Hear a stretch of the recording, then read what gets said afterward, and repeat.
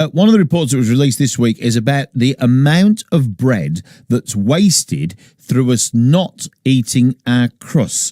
Earlier in the week, I spoke to Mark Borrell about how much food gets wasted as a result. An amazing 1.2 billion crusts thrown away each year, which is about 59 million loaves of bread. And what is it about the crusts that compel people to throw it away? Because presumably in a loaf of bread, that's the most likely bit that's going to fill you up, isn't it? It is. When we've done our studies, we tend to find that two reasons why people throw away. One, because they don't like the thicker ends in sandwiches, a little bit too thick for them. And the other reason people give us is they just don't know what to do with it, so it just ends up getting thrown away. So what is the message here? Should we just, bite the bullet and eat it, or is there creative things that we can do with it to make it more palatable?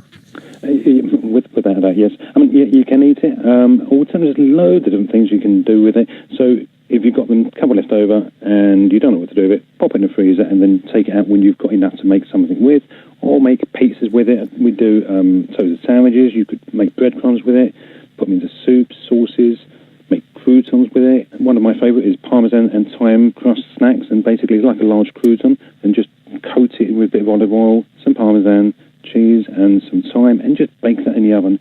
The other thing is bread pudding. Now, a lot of children don't like sultanas and raisins, so just leave those sultanas raisins out, put a couple of tablespoons of cocoa powder in, so obviously it's not chocolate, and just flavours it with chocolate taste, and that's a lovely dish for children.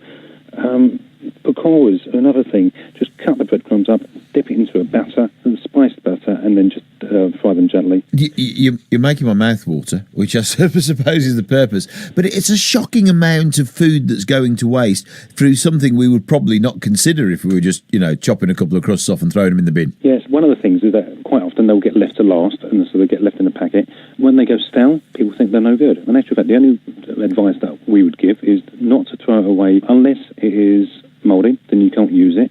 If it's stale, perfect for cooking. Absolutely really good.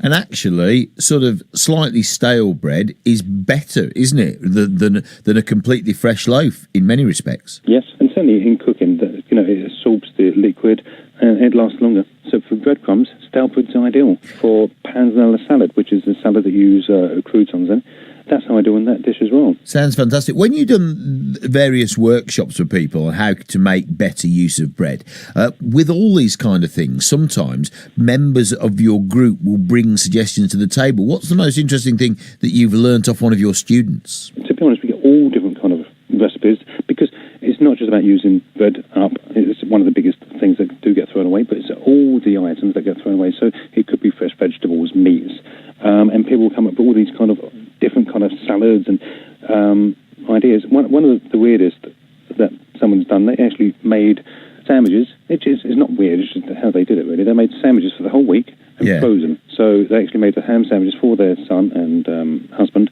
and actually froze the loaf as a whole loaf with sandwiches already made. And each day she took out the sandwich for them to take to work. And this is an absolutely brilliant idea, doesn't it? Because it stops you eating them on your way to work because they're still frozen. Yes, that's exactly right. And what she said, it keeps them nice and fresh. Ludlow, Much Wenlock,